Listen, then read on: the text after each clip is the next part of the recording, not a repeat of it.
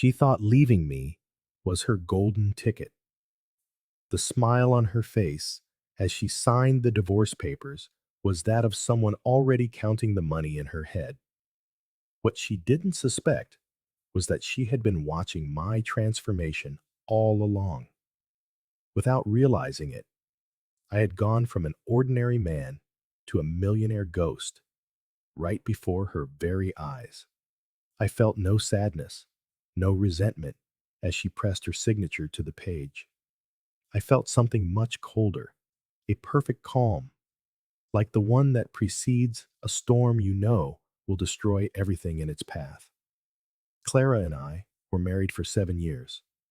From the outside, we were a picture-perfect postcard, vacations twice a year, family dinners filled with rehearsed smiles, and that calculated affection meant only to deceive others. No one saw what happened behind the closed door of our home, a silence that grew like mold on the walls, a distance so thick you could feel it in the air. I knew she had been cheating for a long time. Her lover was her personal trainer, a guy with a smile too white and a mind too simple. I never confronted her. There was no need. While she entertained herself with her little game of lies, I was quietly plotting my own, one that required more patience than any fleeting affair. Clara always called me predictable, as if it were an insult disguised as a compliment.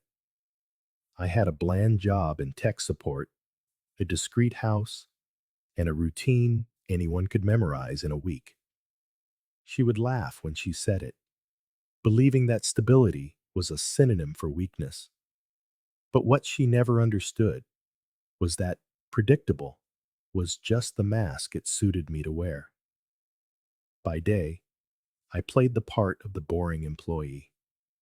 By night, I locked myself in my study, working on something she could never have imagined, a tech startup that began as a hobby and exploded during the pandemic.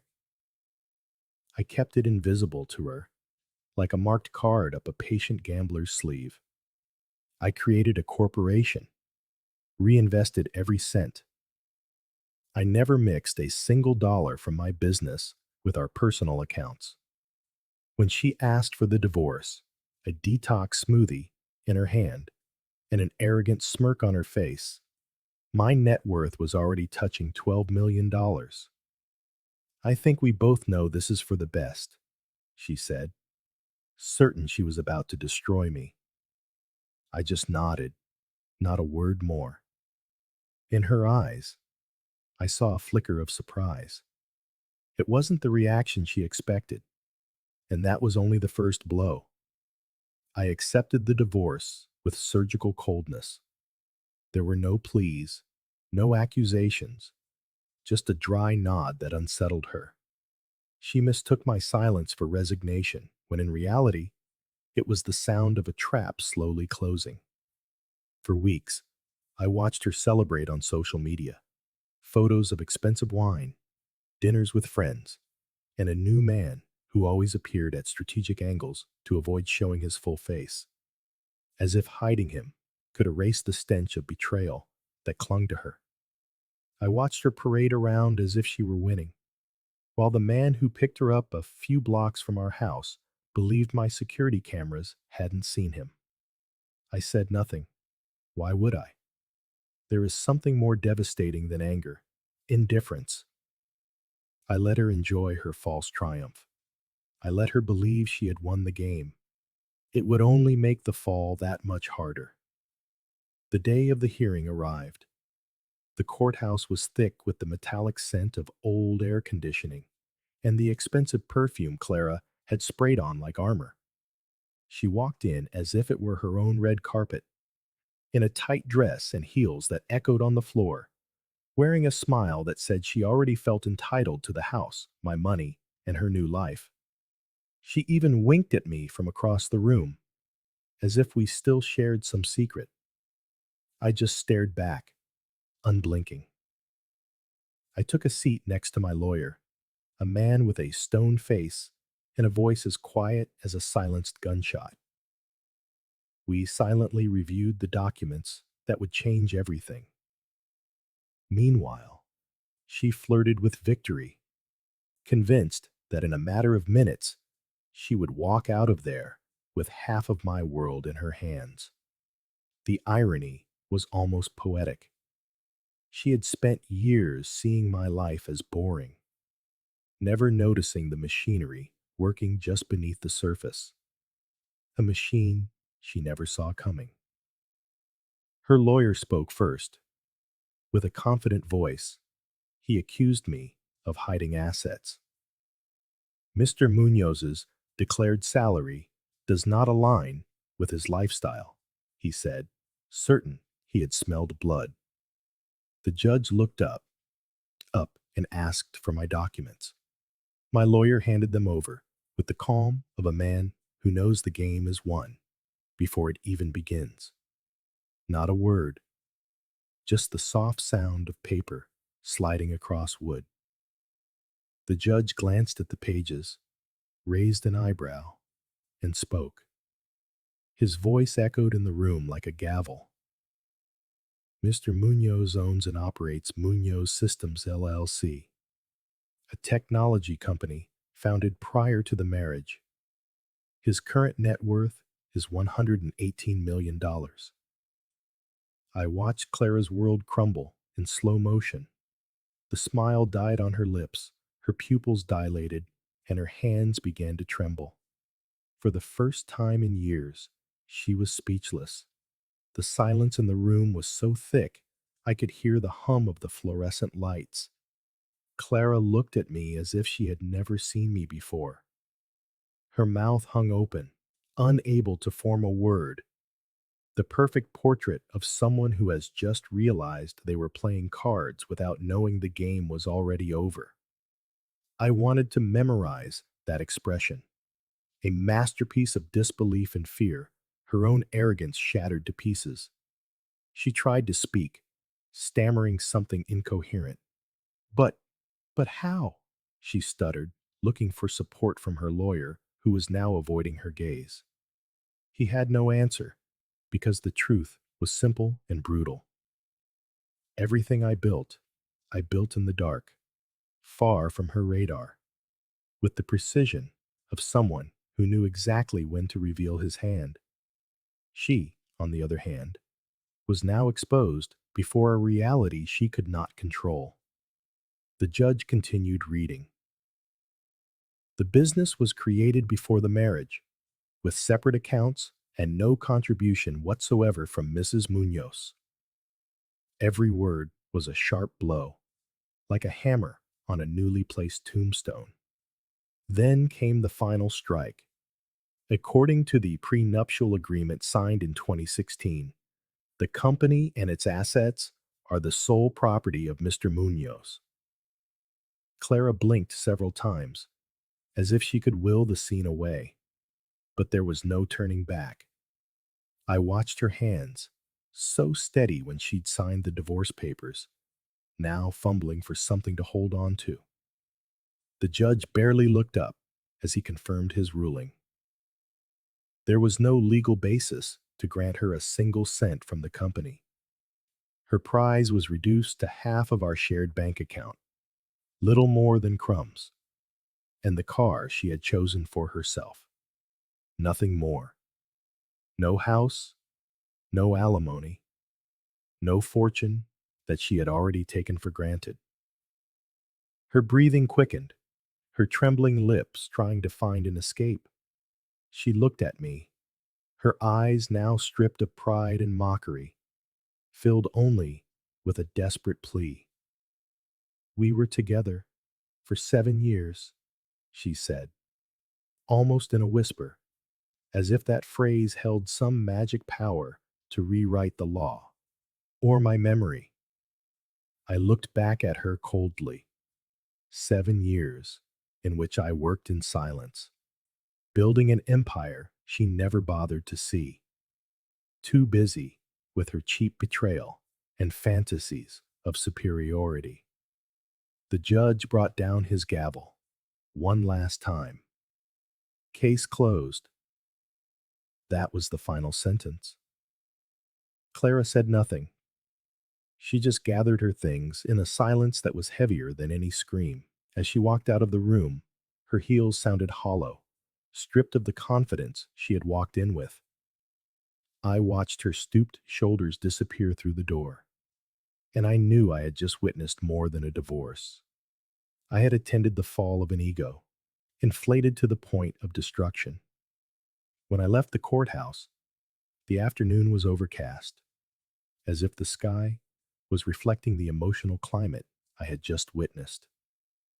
Clara was standing a few yards away by the curb, staring blankly at her phone, with the expression of someone searching for an exit that doesn't exist. Neither her lover nor her friends were there to pick up the pieces.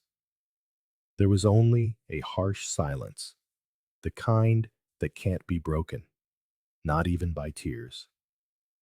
I stopped for a moment, lit a cigarette, and watched her, unseen. I felt no compassion.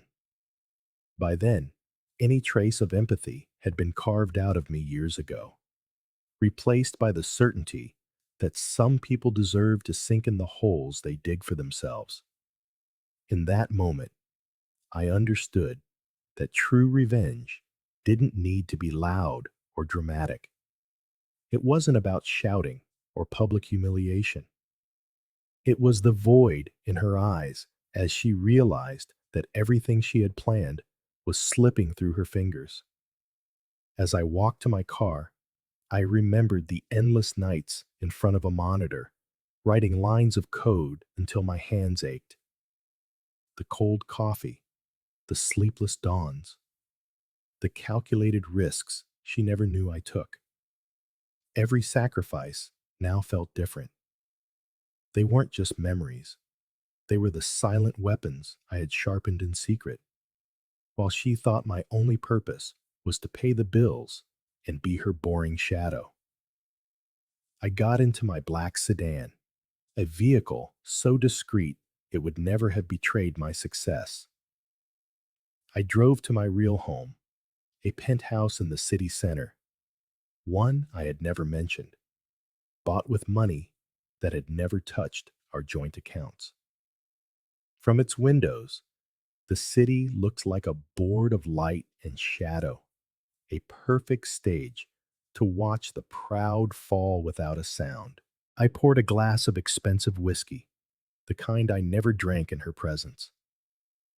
I leaned against the balcony railing and lit another cigarette. From that height, the world looked different, smaller, easier to command. I thought of Clara, probably locked in some borrowed apartment, calling the lover who would now understand there was no gold in her hands, only smoke. I laughed, a dry sound that disappeared into the night wind. That night, for the first time in years, I slept without the weight of her shadow, without veiled reproaches, without a coldness disguised as routine. There was only the distant murmur of the city and the certainty that I had won without firing a single shot. In the silence of that penthouse, surrounded by glass and neon, I understood that I was no longer the man she had known. And the best part was, she never saw it coming. Weeks later, Clara stopped posting on social media. The photos with her lover vanished. The ostentatious dinners disappeared, and her profile became a blank wall. I heard from an acquaintance that she had lost the car due to missed payments and was now renting a small apartment on the outskirts of the city. The irony was perfect. The woman who dreamed of a life of luxury was now settling for 4 cheap walls and an old bed. Her silence was more eloquent than any plea. My name, on the other hand, began to appear in headlines, interviews in business magazines, invitations to conferences, podcasts discussing the visionary mind behind Munoz's systems. The same people who once saw me as the boring guy now asked to hear my words as if they were gospel. I never answered those social calls. I wasn't looking for validation. My success was never for them. It was a silent, personal war, and it had ended in absolute victory. I met someone new at one of those conferences. Her name was Elena, a woman with intelligent eyes and a calm smile, nothing like Clara's theatrical gestures. She didn't care about the figures in my bank accounts or the headlines with my face on them. We talked about books, art, and plans that went beyond the immediate. Being with her was like opening the windows in a room that had been sealed for years. Fresh, clean air with no trace of poison. Sometimes, when the city is asleep and only the lights of distant buildings remain, I think about how I got here. Every betrayal, every indifferent glance from Clara, every sleepless night in front of a screen, they were all bricks in the wall that separated me from her. I didn't build my success just for ambition. I did it for survival. And when survival becomes an art, it also becomes a weapon. I understood that late, but just in time. I saw Clara only once more after the divorce. It was in a random cafe, the kind that smells of mid-morning despair. She looked different, cheap makeup, worn out clothes, a lost look in her eyes. When she saw me, she tried to smile, but her lips barely moved. I walked over, greeted her politely, and ordered my coffee as if she were a stranger. In her eyes, I saw something I will never forget: regret, mixed with the certainty that the bridge between us was now reduced to ashes.